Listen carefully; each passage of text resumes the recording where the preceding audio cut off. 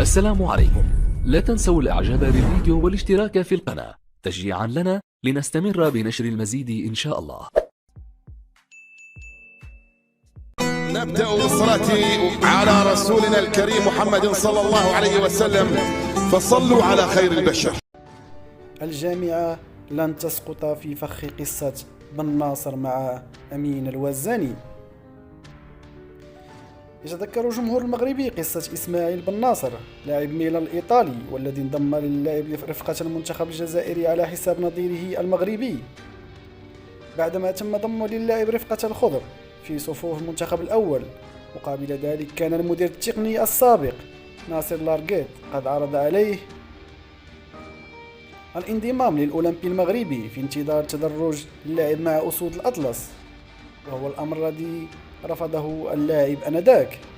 ولعدم تكرار القصة من جديد مع لاعب جديد في صفوف المنتخب المغربي الأولمبي هو أمين الوزاني مهاجم غانغو الفرنسي صاحب 22 سنة، الذي ينحدر أيضا من أب مغربي وأم جزائرية.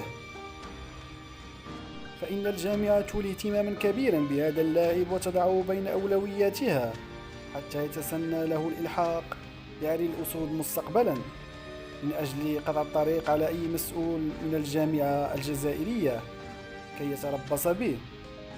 يذكر أن الوزاني 22 سنة كانت بداية مسيرته الرياضية مع فريق المدينة التي زاد فيها غرامبول في صيف 2019. انتقل اللاعب مع بروغ أون بريس أحد أندية ناسيونال الدرجة الثالثة،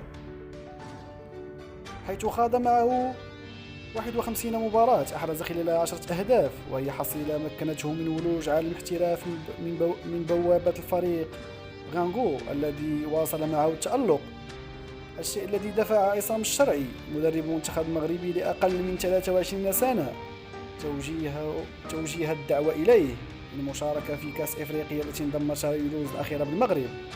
ومؤخرا كتبت بعض الصحف أن المهاجم المنتخب المغربي الأولمبي أمين الوزاني تلقى اتصالات رسمية من قبل منقبي الاتحاد الجزائري لكرة القدم بفرنسا من أجل إقناعه بتغيير جنسيته الرياضية من المغرب إلى الجزائر. ويلعب الاتحاد الجزائري لكرة القدم ورقة المنتخب الأول بهدف إقناع أمين الوزاني بتمثيل الخضر بدلا من المغرب، وهي نفس الخطوة التي اعتمدتها الاتحاد الجزائري حينما أقنع نجم ميلان إسماعيل بن ناصر باختيار تمثيل الجزائر. ويجدر الإشارة إلى أن أمين الوزاني كان ضمن الفريق الأولمبي المغربي لأقل من 23 الذين فازوا بكأس إفريقيا الأخيرة المنظمة بالمغرب، وبالتالي ضمنوا المشاركة في أولمبياد باريس. جدا هذا الخصم، نعم نحن نعرفهم جيدا وهم يعرفون بعضهم البعض كمجموعة. منذ فترة كنا نعرف أن المباراة ستكون معقدة وكان يجب أن نكون مركزين، وصمدنا حتى النهاية وحصلنا على هذا الفوز كي نسعد كل هذا الشعب.